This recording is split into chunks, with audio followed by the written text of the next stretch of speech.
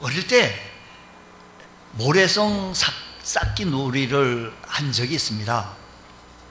또한 친구들과 함께 같이 이렇게 땅 따먹기 해서 땅 영토를 넓혀가는 그런 게임도 해보았습니다.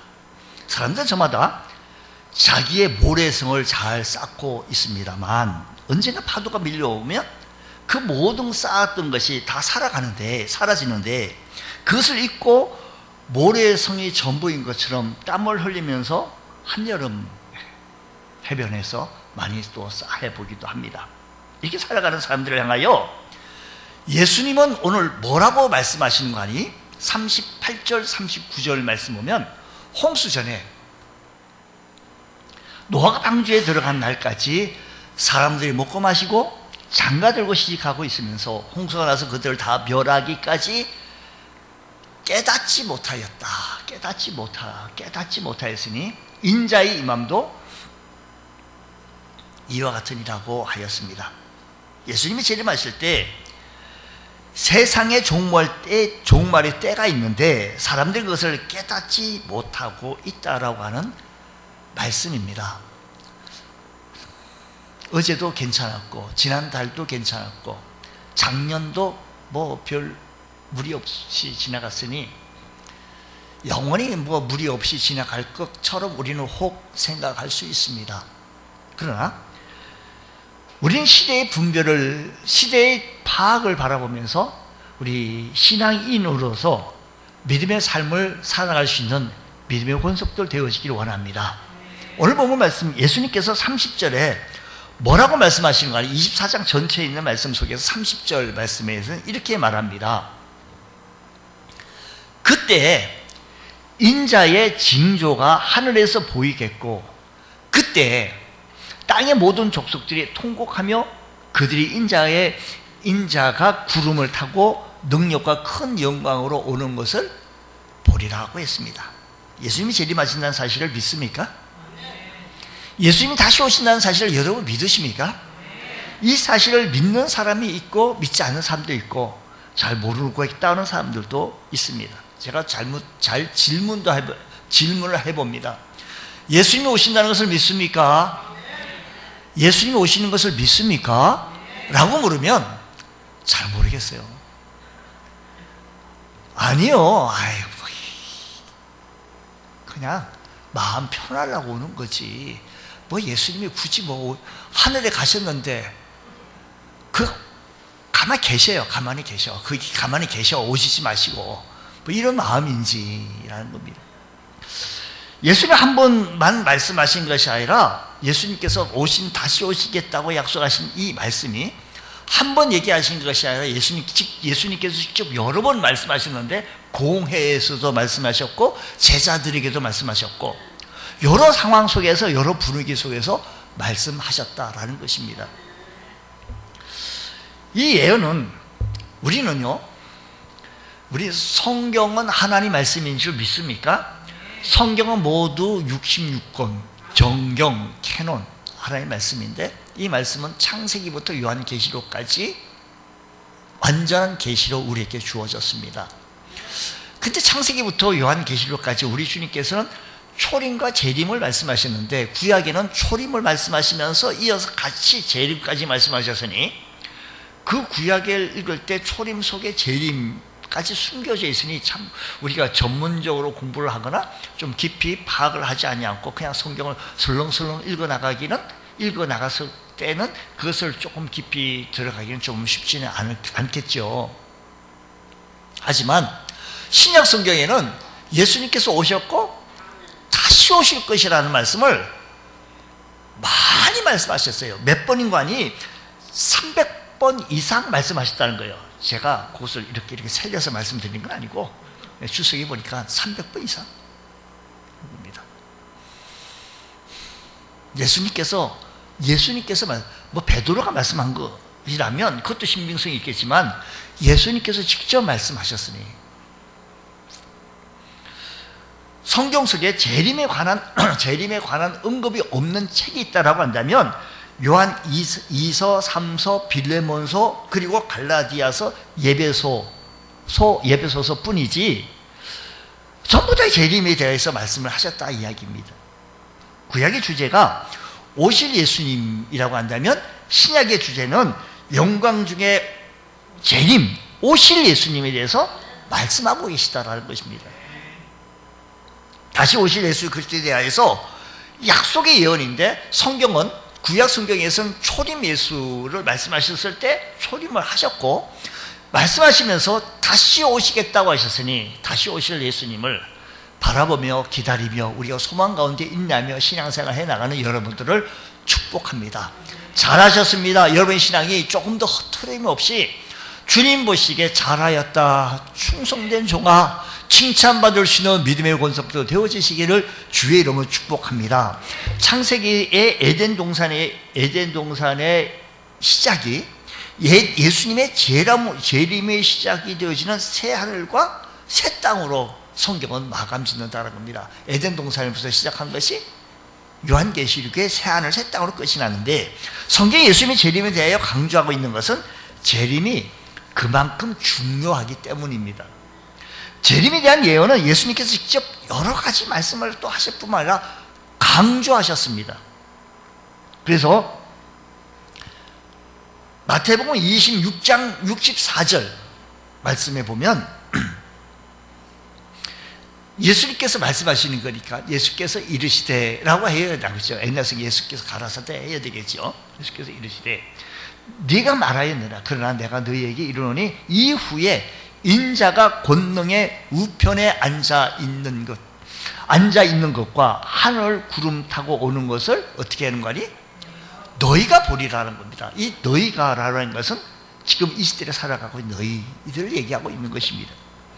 그렇게 말씀하시면서 사도행전 1장 11절에 가가지고 이렇게 말합니다. 이르되 갈릴리 사람들아 어찌하여 서서 하늘을 쳐다보느냐? 너희 가운데서 하늘로 올리우신 이 예수는 하늘로 가심을 본 그대로 뭐라고 하시는 거 아니? 오시리라고 했습니다. 주님께서 다시 오시겠다는 이 약속으로 우리에게는 기대와 환희와 기쁨과 설렘과 위로와 소망을 주고 있습니다. 성경을 마감하면서 요한계시록 마감하면서 22장 20절에서 말씀하시기를 이것들을 증언하신 이가 이르시되 내가 진실로 속히 오리라. 아니 앞에 성경은요 필요 없는 단어, 필요 없는 한 획이 없어요. 이 성경 요약을 하고 또 요약해서 참 우리가 요약을 했기 때문에 그 시대의 상황과 그 시대의 문화에 젖어 있지 않냐고는 이것을 이해하지 못할 수가 있어요. 근데 필요 없는 말은 절대 안 들어갔다는 거죠. 진실로 아주 진실로 말씀하는 겁니다. 진실로 속히 오리라 하시거늘 아멘 주 예수여 오시옵소서라는 겁니다. 그러면 오늘 이 시대에 살아가고 있는 여러분들, 저와 여러분들, 재림을 기다리는 사람들은 그러면 어떻게 살아야 하겠습니까? 그 첫 번째로 재림을 기다리는 자의 자세는 징조를 통하여서 우리 성경 속에서 마태복음 24장 전체 속에 나타나지고 있는 징조를 통하여서 알고 배우고 깨달으라는 겁니다. 이 시대를 보고 알고 배우고 깨달아라. 자, 24장 33절 말씀 보면 이렇습니다. 이와 같이 너희도, 아주 중요하죠. 이와 같이 33절 24장 34절 이와 같이 너희도 이 모든 일을 보거든 인자가 가까이 곧 문 앞에 이른 줄 뭐라고 해요? 알아라는 거예요. 좀 알아줬으면 좋겠다는 거예요. 이와 같이, 그러니까 앞에 얘기들 쭉 나열되어진 얘기거든요. 그 얘기를 제가 지금 말씀을 드릴 텐데, 이렇게 너희도 이 모든 일들을 보거든, 앞에 얘기를 보거든 어떻게 되는 거 아니에요? 인자가 가까이, 예수님께서 가까이 곧 문 앞에 이른 줄 알라 라는 것을 바라보면서, 이 시대를 바라보면서 예수님께서 곧 문 앞에 이른 줄 우리도 좀 알았으면 좋겠어요. 우리가 모르고 좀 살아가는 것처럼, 우리가 예수님이 안 계신 것처럼 살아가고 있지는 아니한지, 예수님이 안 오시는 것처럼 살고 있지는 아니한지 우리들의 신앙을 다시 한번 점검해 보면서, 믿음 생활을 한번 다시 한번 점검해 보면서 회복할 수 있는 시기가 바로 이때 아니겠냐라는 겁니다. 우리 주님께서는 고난당하시고 죽으시고 또 부활하시고 성천하신 분이 다시 오시겠다고 약속하셨으니, 그 약속을 기다리고 소망 가운데 인내하며 살아나갈 수 있는 우리 주의 성도들, 하나님의 위로와 은혜가 충만케 채워지게 하여 주셔서 믿음으로 전진해 나갈 수 있는 우리 주의 성도들, 힘 있는 신앙생활 해 나가시기를 축복합니다. 우리 주님께서 오셨을 때는 왜 오실까요? 심판하러 오시죠. 여러 가지 이유가 있게 심판하러 오셨을 때, 아무개 어디 보자, 신앙생활이 어째 이러냐, 이런 책망을 들어서 되겠습니까? 참 잘하였도다, 충성된 종아 라고 하는 이런 인정받을 수 있는 우리 주의 권속들 다 되시기를 축복합니다. 자, 그러면 무엇을 알고 배우고 깨달아야 되느냐? 자, 노아시대의 비극을 지금 말씀하면서 우리 주님께서 우리들에게 알아듣기 쉽게 말씀해 주시라고 하신 거예요.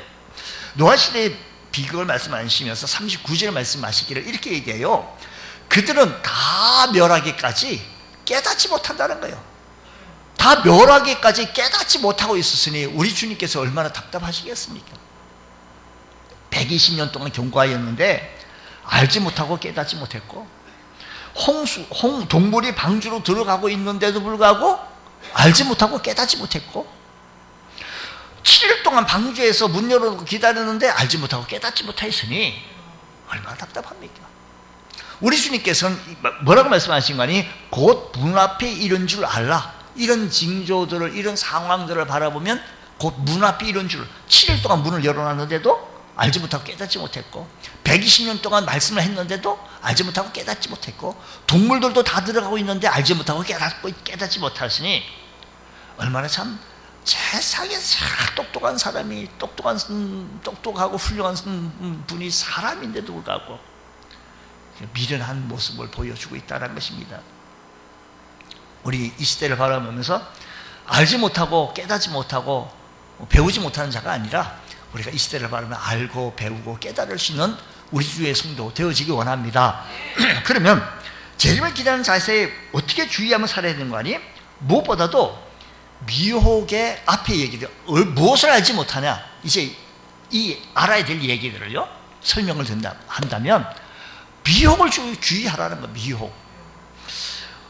재림은요 종교적 후구이며 신화에 불과하다고, 재림이 없다고, 아니 뭐 그게 죽었으면 하늘에 올라갔으면 그만이지 또 올 게 뭐 있겠냐고, 안 온다고.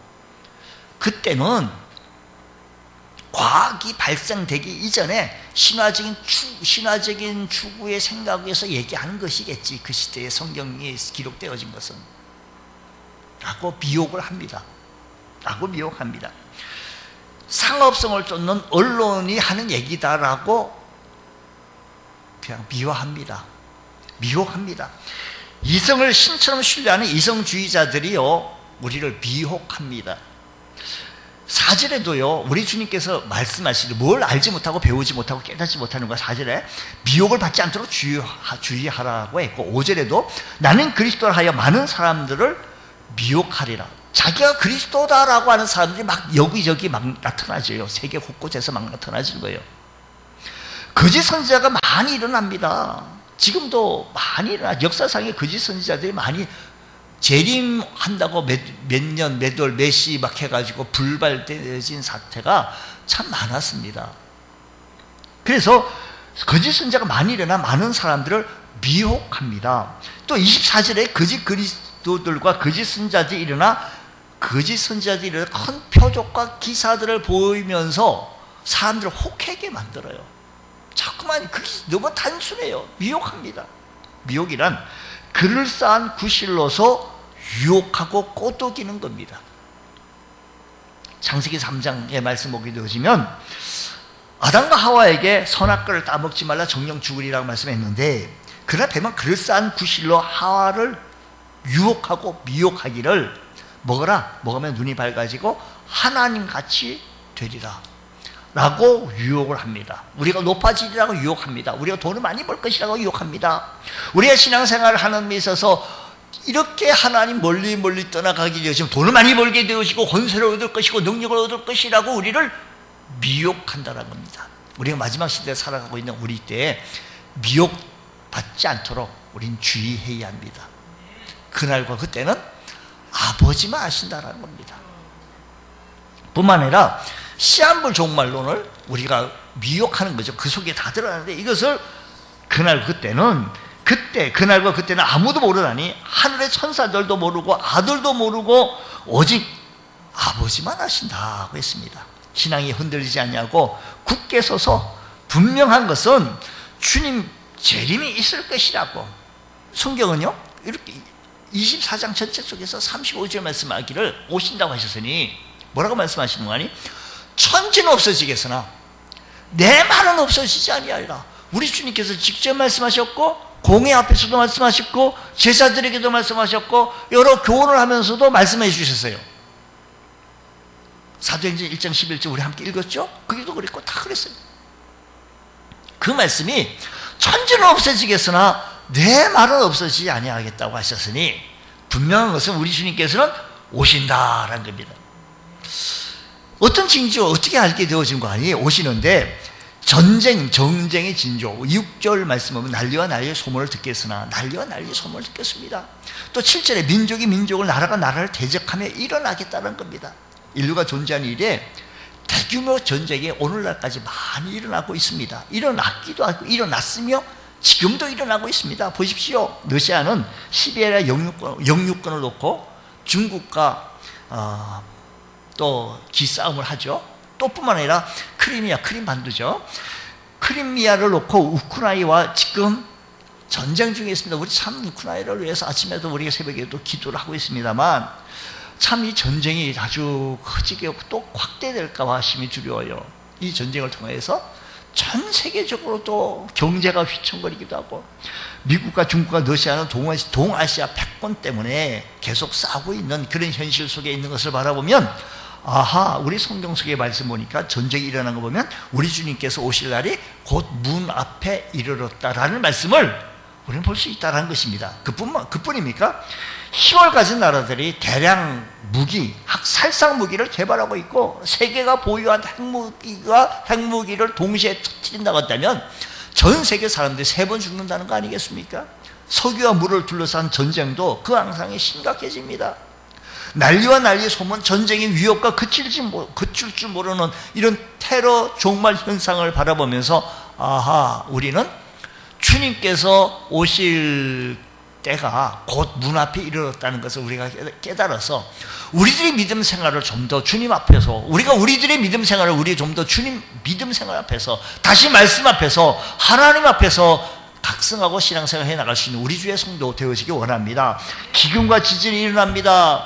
증오와 박해가 일어납니다. 기근과 지진이 곳곳에 기근과 지진이 일어난다고 했어요. 우리나라도 뭐 지진 예외 국가는 아닐 겁니다. 뿐만 아니라 전 세계 마찬가지입니다.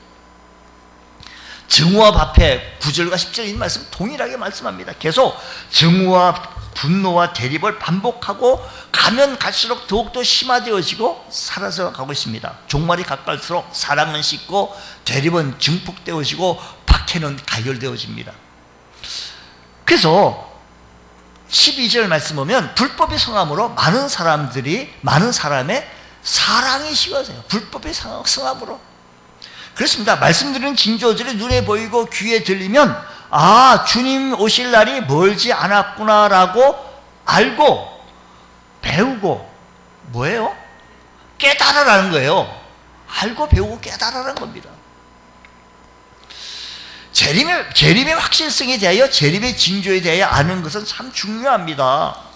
모르기 때문에 재림에 대하여 무관심하게 살고 이 세상이 전부인 것처럼 이익과 편리, 쾌락의 원리에 빠져서 예수님과는 상관없이 사는 것입니다.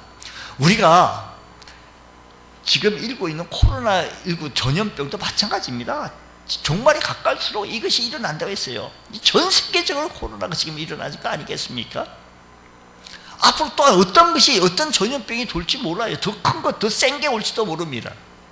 가능해요.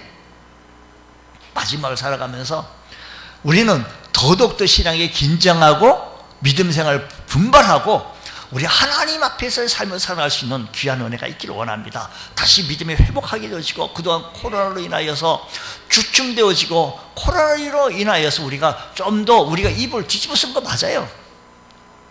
예배가 온라인 예배로 변경되어지고, 이제는 다시 현장으로 다시 모여서 우리가 다시 회복해야 될 때가 바로 지금 이때인 것이다라는 것입니다. 조그만 어려움만 있어도 낙심하고 시험 들고 신앙의 활력을 잃어버리고 사는 것이 무엇입니까? 우리가요 미풍에 불어도 조금만 어려워도 신앙이 왜 그래요? 그것 때문에 넘어졌어요. 나에게 누가 서운한 것 때문에 신앙까지 포기해버려요? 나한테 누가 뭐 어쩌지 날 대접을 안 했다고 우리 믿음을 포기해버려요? 산을 넘어가는데 산 넘어 황금이 있다는 사실을 알고 가는 사람과 모르고 가는 사람의 발걸음이 다르고 태도가 다르고 눈빛이 달라요. 산을 넘어가는데 넘어가면 황금이 있다는 걸 알고 가는 사람하고요 달라요. 우리 주님께서 말씀한 무화과 나무의 비유를 배워라라는 겁니다. 어떤 비유입니까? 봄이 되면 마른 무화과 나무가 가지가 부드러워지고 잎사귀가 되어지고, 여름이 되면 가까이서 보면 잎사귀가 아주 푸르게 되어집니다. 예수님의 재림에 대한 것도 예수님께서 이미 말씀하신 것처럼 징조가 이렇게 나타나면 예수님의 재림이 가까운 줄 알라는 겁니다. 알았으면 배우고 깨달으라는 겁니다.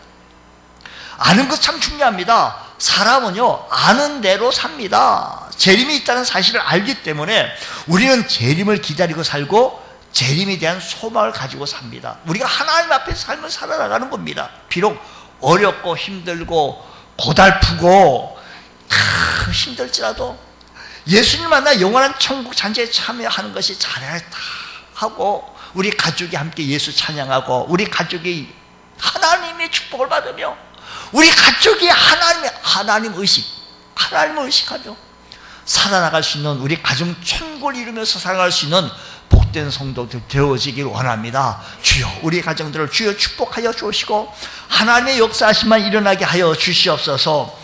창세로부터 출발하여 예수님이 재림에 일하는 이 종착역하는 그 과정 속에 우리는 이 시대를 바라보면서 주님이 곧 문 앞에 이르렀다는 사실을 곧 깨달으면서 우리들의 신앙을 좀 더 좀 긴장하고 하나님 앞에 기도하기를 힘쓰며 예배하기를 힘쓰며 주님을 찬양하기에 힘쓸 수 있는 우리 주의 성도들 되어지기 원합니다. 주여 크신 은혜 베풀어 주셔서 하나님 앞에서 다시 돌아오게 하여 주옵시고, 하나님을 다시 찾을 수 있는 우리 믿음의 성도 되어지게 하여 주옵소서. 초대교회의 모습을 닮아가게 하여 주옵시며, 우리의 믿음에 초심 잃지 않게 하여 주옵시며, 주님 사랑을 깨달을 수 있는 우리 복된 성도 되게 하여 주옵소서. 재림을 기다리는 자의 자세는요, 그러면 어떻게 해야 되는 거예요? 세 번째, 깨어있으라는 겁니다. 성경이 이렇게 말합니다. 42절. 그러므로 깨어있으라는 거예요. 예수님은 재림을 기다리는 사람들의 삶의 자세를 어떻게 가지라고 하는, 깨어있는다는 것은 구체적으로요 이렇습니다. 파수꾼이 졸음을 쫓아내며 잠을 자지 않고 지키고 있는 것을 깨어있는 겁니다. 자기 절제와 긴장하는 겁니다. 여러분, 제가 우리 신앙생활 속에서 우리가 예배를 중요시 여겨야 되지 않은 거 아니겠습니까? 우리가 예배를 참 생명같이 여기면서 소중히 여기면서 하나님 앞에서의 우리가 어떤 모습을 행하느냐라는 겁니다. 성경이 이렇게 말합니다. 그때 우리 하나님 앞에서 어떤 삶을 살아야 될 것인가? 깨어 있어야 된다라고 했으니 그때 어떻게 우리가 깨어 있어야 되겠냐? 성경에 뭐라고 얘기해요? 어떻게 이렇게 깨어 있는 겁니까? 하나님 주님 말씀 그거까지도 말씀해 주셔야 되잖아요. 이렇게 얘기해요. 노아를 통하여서 깨어 있는 것이 무엇인지를 가르쳐 주고 있어요. 노아를 통해서. 노아는 말씀 그대로 믿고 홍수를 대비하며 깨어서 방주를 준비하였습니다. 말씀 그대로 믿고 깨어서. 많은 사람들이 이렇게 얘기해요. 저 노아 할아버지 미쳤다라고 얘기할 겁니다. 깨어있지 못한 사람은 하나님의 말씀을 무시하고 향락에 도취해졌다는 거예요. 우리 37절, 38절, 39절 말씀, 그런 말씀이에요. 향락에 도취되었어. 그 결과 노아는 구원을 받았지만 믿지 못한 사람들은 자신들이 전부라고 생각하는 것과 함께 수장되었습니다. 홍수 심판 받았습니다. 44절에는 준비하고 있으라라고 하는 말씀이 바로 이 말씀입니다. 준비하고, 노아는요 준비하고 있었습니다. 깨어 있었습니다. 그 말씀을 깨닫게 되어서 대비했습니다. 청지기 비유를 통해서 그 뜻을 분명히 말씀해 주시기를, 충성되고 지혜로운 청지기는 주인이 언제 올지 모르니까 잘 준비하였다가 모든 소유를 맡게 되어집니다. 모든 소유를 맡게 되어집니다. 그러나 악한 종은 동료를 굿하고 술친과 향락을 즐기다가 벌을 받고 슬피 없는 이를 갈게 되어진다는 말씀, 49절에 있는 말씀 아니겠습니까? 예수님은 반드시 재림하십니다. 예수님은 반드시 오십니다. 예수님께서는 분명히 오십니다. 예수님이 오십니다. 믿으시기 바랍니다. 그러나 주의 날이 도적같이 오리니 그날은 하늘의 큰 소리로 떠나가고 체질이 뜨거운 불에 풀어지고 땅과 그 중에 있는 모든 일이 드러나리로다고 했습니다. 여러분, 그때 각 사람이 자기 행한 대로 심판을 받는다는 거예요. 우리가요 하나님 앞에서 우리 행한 대로 심판을 받습니다. 알고 온 곳간에 가려지는 꺼지지 않는 불에 알곡과 가라지를 가려내서 알고 온 곳간에 들이디고 가라지는 불에 태워버립니다. 우리는 똑같은 푸른 초장에서 풀을 뜯고 있지만 그날에 양과 염소가 갈라진다고 오늘 24장 전체 속에서 말씀하고 있는 거 아닙니까? 우리는 재림이 있다는 사실을 확실하게 믿어야 합니다. 믿음이 없이는 하나님을 기쁘시게 못하나니, 하나님께 나아가는 자는 반드시 그가 계신 것과 또한 그가 자기를 찾는 자들에게 뭐예요? 상주심이심을 믿어야 할지니라. 할렐루야. 우리는 그날에 상을 받는다는 사실을 확실하게 믿고 기다려야 합니다. 보라, 내가 속히 오리니 내가 줄 상이 내게 있어 각 사람에게 그의 일한 대로 갚아주리라. 할렐루야. 주님을 위해 헌신된 종에게 상급이 있습니다. 여러분, 부끄러운 구원 받으려고 애쓰지 마시고요, 우리 하나님 앞에 조금 더 긴장하고 좀 더 하나님 앞에 나오기를 힘쓰며 하나님 앞에 좀 더 헌신하기 힘쓰며 주님 앞에 영광 돌리는 귀한 삶 되어지기를 원합니다. 주여 은혜를 베풀어 주시옵소서. 우리 주님은 분명히 오십니다. 다시 오십니다. 확실하게 오십니다. 그러나 주의 날이 도적같이 오리니 그날에는 하늘이 큰 소리로 떠나가고 채실이 뜨거운 불에 풀어지고 땅과 그 중에 있는 모든 일이 드러나리라. 모든 일이 드러난다는 거예요. 베드로후서 3장 10절 말씀이에요. 보세요. 오늘 이 사실을 기억하시면서 주님, 우리들의 삶에 은혜가 임하게 하여 주옵시고, 주님, 성경의 재림에 관한 성경에 남아있는 마지막 예언이 바로 재림입니다. 초림 예수는 실현되어졌고 이제 한 가지 남았는데 재림입니다. 재림. 초대교회 신앙들은 핍박을 받으면서도 거리에서나 어떤 집에서나 이렇게 인사를 합니다. 마라나타, 마라나타. 그 말은 우리들의 주님이 다시 오십니다라고 초대교회 성도들이 그렇게 만나면 이렇게 인사해요. 마라나타, 마라나타, 마라나타. 우리 주님이 다시 오십니다. 우리 시대의 징조를 받아보면서, 이 시대를 바라보면서 너선했던 우리들의 믿음을 우리 다시 회복하고 더욱더 주님 뜨겁게 사랑하며 교회 애정을 가지고 교회 중심, 말씀 중심, 하나님 중심, 예수 중심 우리가 다시 나가야 할 것이다라는 것입니다. 주여, 이런 은혜가 우리들을 있게 해주셔서 다시 오실 주님 앞에 우리의 믿음이 부끄럽지 않는 우리 주의 성도들 다 되어지시기를 주의 이름으로 축원합니다.